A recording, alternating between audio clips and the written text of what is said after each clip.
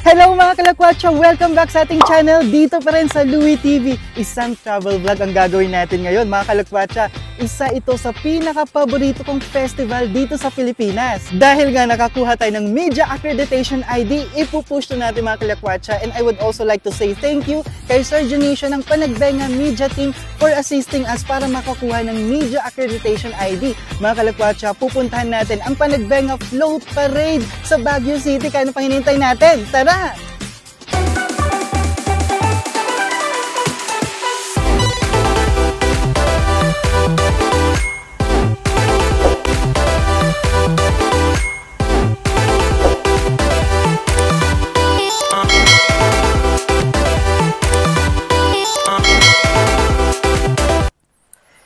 Sa tuwing Panagbenga Float Parade, maaga pa lang ay nag-aabang ng mga madlang people sa Baguio City.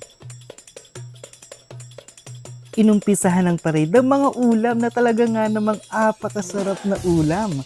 O diba, kita nyo naman, pwede ng pang breakfast. Tarot! O baka may naglalaway na dyan mga kalakwatsa ha, kalmahan nyo lang, umpisa pa lang yan ang parade.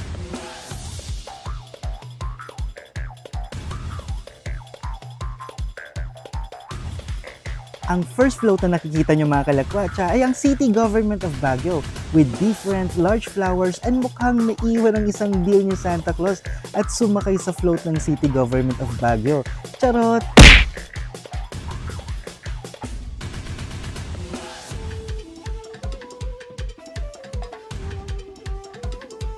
Ang susunod na float ay ang Department of Tourism, showing ang iba't ibang Rubik's Cube. Hindi, joke lang.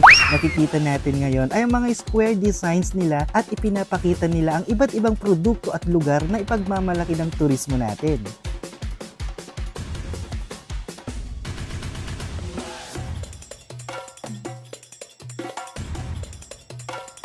At eto na nga si Ken at Barbie in pink float with different flowers ng Baguio Country Club float na isang Hall of Famer.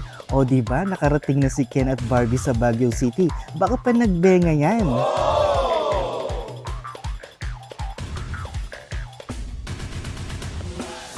Isa rin sa mga Hall of Famer ay itong float ng SM City Baguio na talaga nga namang amazing ang pagkakagawa ng mismong itsura ng SM City Baguio with Ferris wheel and carousel.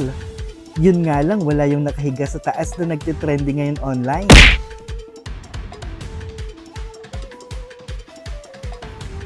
Zaparita Garden Made, small float na bibe na nauuso sa Baguio City na inilalagay sa taas ng ulo. Yan naman ang nakikita ninyong small float ngayon mga kalakwatsa.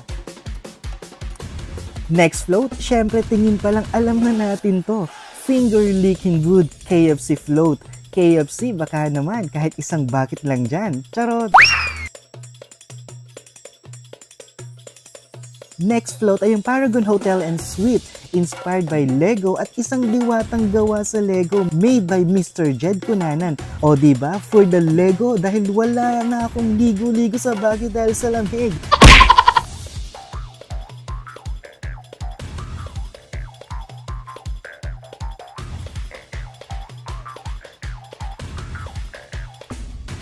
Ang susunod na float ay ang Unilever float with pa-bubbles effect. Tara na at maglaba. Charot! Next float mga kalakwatsa ay ang Mang Inasal float, ang paboritong kainan ng masa with only rice. Nakakailang rice ba kayo sa Mang Inasal mga kalakwatsa? Ayan, very pink naman ang float ng Sunsilk with ABS-CBN. Ang kanilang tema, walang makakapigil sa bangong nakakagigil. Zaparita Garden Float is next with their float na alakazel ang datingan with mushroom, dragon, and butterflies. Syempre, hindi mawawala sa fairy tale ang dragon.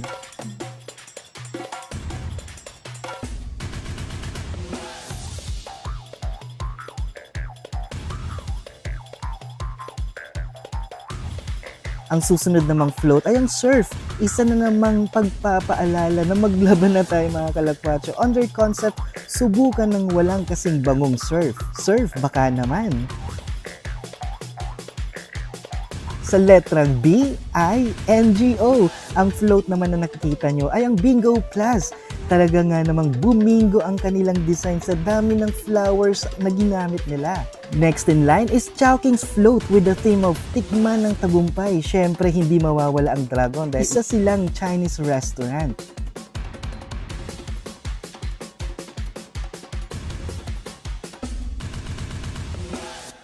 Sumusunod naman ang Comelec float na for the yellow ang kulay ng kanilang float. Yan, apakalaking yellow ballot box na yan na daw ang gagamitin sa susunod na eleksyon. Charot!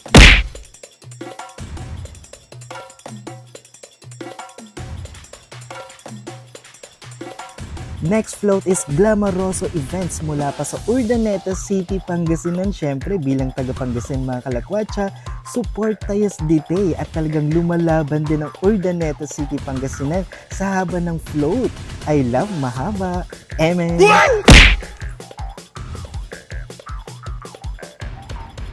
Susunod naman na float mga kalakwatsa ay ang Regasco float at kasama nga ito ang ibang cast ng FPJ ang Batang Quiapo. Isa sa mga hinihiyawang float, buti na lang wala si Coco Martin at walang barilan at bakpakan.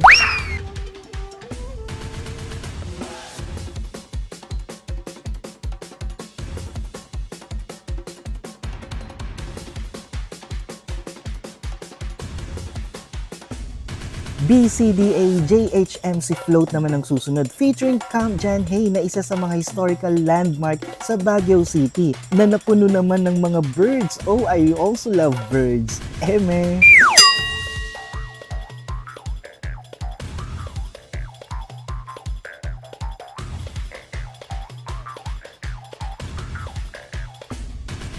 Isa din sa mga sinisigawang float mga kalakwatsa with the celebrity Lovie Poe at Skincare Depot float or SCD float. Napakaganda naman talaga ni Lovie Poe, nakakaloka, tinalo okay.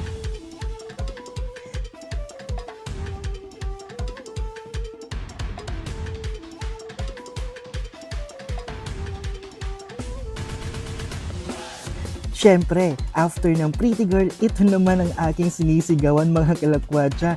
Naku, apaka-pogi ba naman ang nakasakay? True lalo mga kalakwatsa, si EJ Falcon na apaka-pogi. Ang float ng GMA Network, walang matigas na pulis sa matinik na misis, kasama din sila Beauty Gonzales, Bong Revilla at Nino Bulak. Okay, susunod naman na float. Malapit na akong pumara at umuwi sa Pangasinan. Ang large float ng Solid North Float. Isa din ito sa mga nagustuhan ko mga kalakwatsa. Apakaganda, apaka-amazing ang pagkakagawa.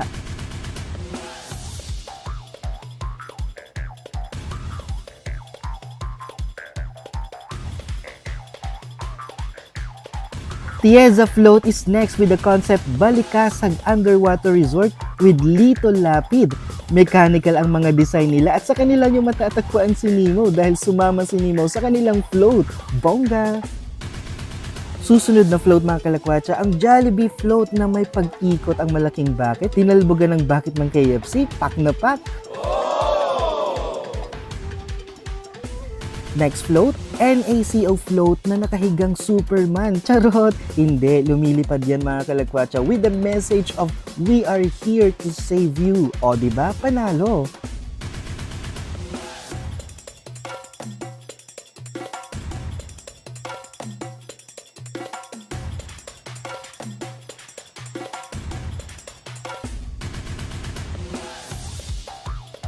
Sinundan naman ng Nongshim Float na may malaking ramen. Kitang-kita pa ang mga sangkap made in flowers. Sharep! Kaya nga naman after ng parade, naparamen tuloy kami.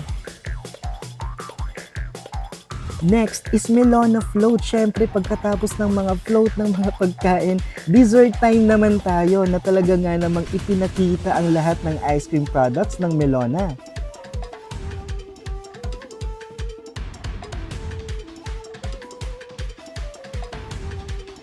Susunod na float, ang gahiganting White Dragon kasama ang Cordilleran Hang. O diba ka, sharap ng hang ka? Hindi, joke lang. Na isa sa mga pinuntahan ko talaga dito sa Baguio, charot, ang IPI Float.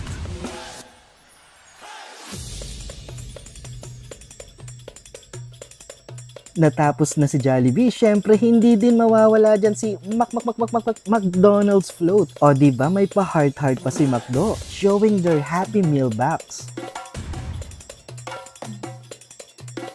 Yo yo yo yo yo yo yo yo yo yo yo yo yo yo.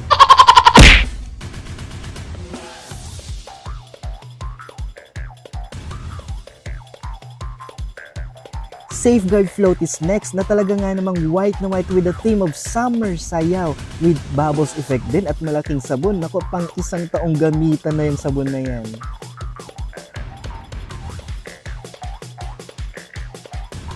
O sa mga mahilig magsanla dyan, eto na. Kumapit ka na kalagwatsa, sumakay na kayo dahil ang susunod ay ang Palawan Express Poncha Float na pwede magpadala ng pera. Kaya pag inabot mo tong video na to, padalahan mo na ako kalagwatsa. Eme!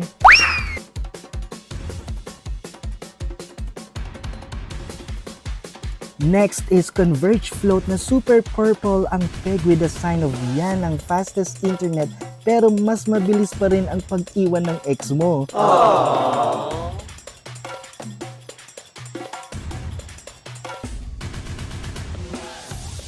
Humabol din ng Victory Liner Float, ang kanilang tourist bus. Naku, pwede ko na din tong sakyan pa uwi ng Pangasinan.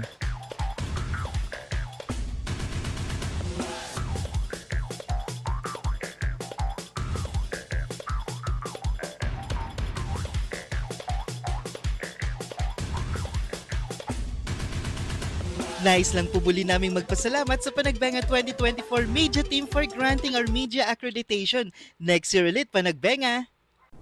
Mga kalakwatsa, sana na-enjoy nyo ang video na ito. Suportahan po ninyo ako at i-click ang subscribe button para magkasama-sama ulit tayo sa susunod na vlog.